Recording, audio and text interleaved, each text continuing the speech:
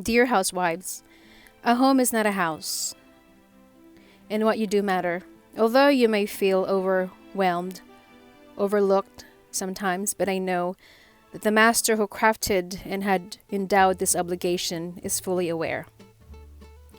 Do not only glorify and do things for a man, but do whatever your hand finds to do with love and dedication, and be it done unto the Lord. Housewives, your devotion, dedication, and commitment is seen by the Lord. He understands the daily routine that seem mundane, at times the overload of daily chores that seem endless and arduous, yet you still push through no matter how tired your feet are and how weary you feel. However, never forget to find pockets of rest and time for you throughout the day. You too deserve to relax and take a breather.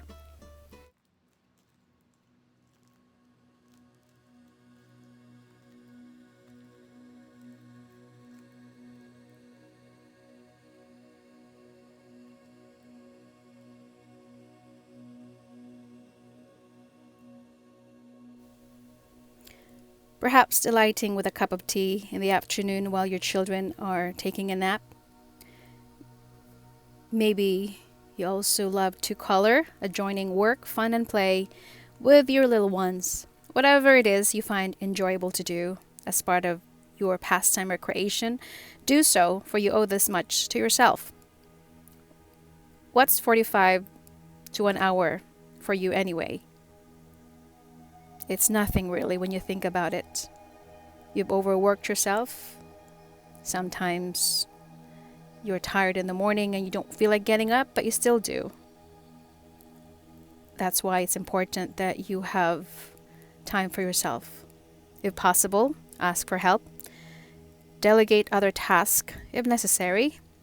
And never apologize to sometimes kick off your shoes and have a glass of your favorite red wine. If you're not a drinker, then you could do what is pleasurable to you, as having a coloring book and just painting. Your work is essential. You are important, and you play an integral part of your husband and your children's lives.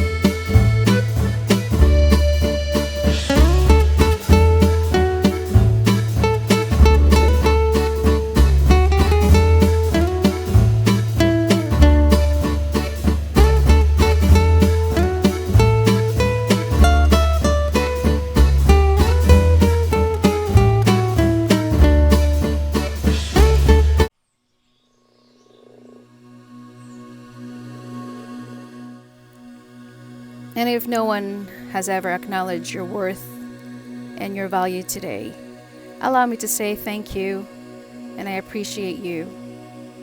Finally, I can relate and I understand what you're going through. I know sometimes as if your life and mine as a housewife is mundane, ordinary days, and not too glamorous. However, keep doing what you do best. Being a housewife is not for the fainted heart. We think that getting a job and having a career is far valuable, as society would want us to think. But a wife whose ultimate job is to manage a house that needs you the most.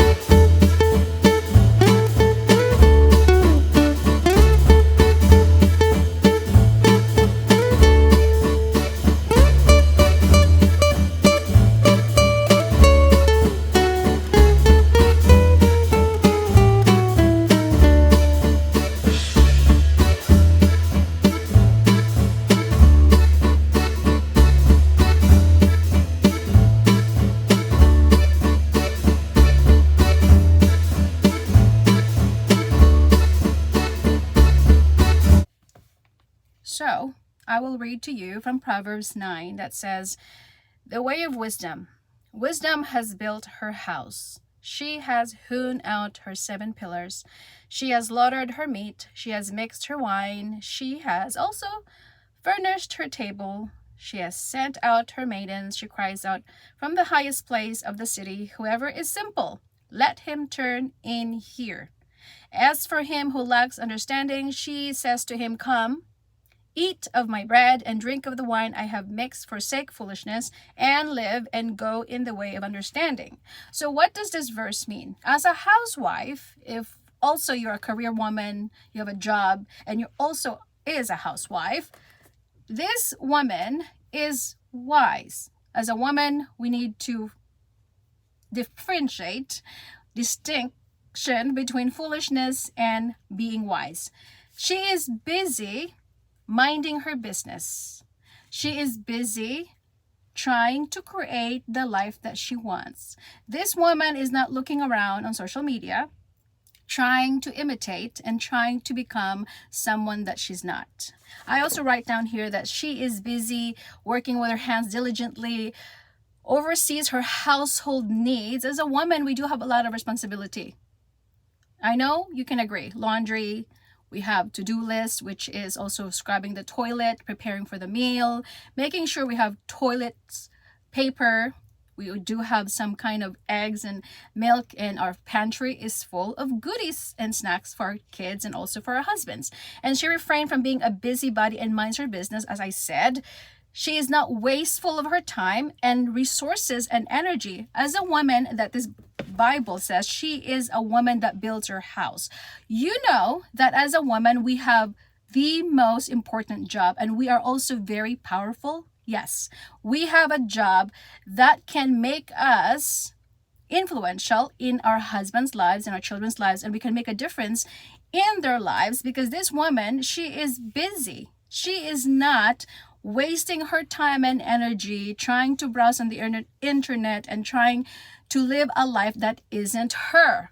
And this is not what I'm saying. I'm not saying that you shouldn't have a social media time. As I said, you do have time for yourself. If being on the social media for 15 to 20 minutes, 1 hour is something that you like to do, then please feel free to do so. But as a woman, we have a lot of things that we need to get done at home. And one of the things is to take care of our kids and our husbands, because sometimes men need our help. That's what Jesus is actually said that, well, not Jesus, but in Genesis, it's not a good for a man to be alone. I'm going to give him a helpmeet. Helpmeet, or the Isir Kenegdo, a sustainable helper. I'm not saying that she's a maid and who's going to do things for you. This is an equal partner. And this is a partner that can complement with each other. Two flesh become one. However, it doesn't mean that just because you're a wife, it doesn't mean that you're not going to follow your dreams and goals and have aspirations, and your husband is going to control you and you're going to be at his beck and call. That is not what it means. Many people will misconstrue and misguide you because they will take that context and they will try to make it convoluted, and they will say, see, this woman, she has to be at the beck and call of the husband. That is not what it means. It means to say that she can also have her life aside from his life. This is why when we become married, ladies, it's important that, yes, you are going to be there for your husband, you're going to be there for your children, and you're going to take care of your household. At the same time, you must also have time for yourself. Hobbies, whatever recreation you like to do. Maybe you like to read a book, or maybe you like to just go out for a walk once in a while and having your husband help you at home.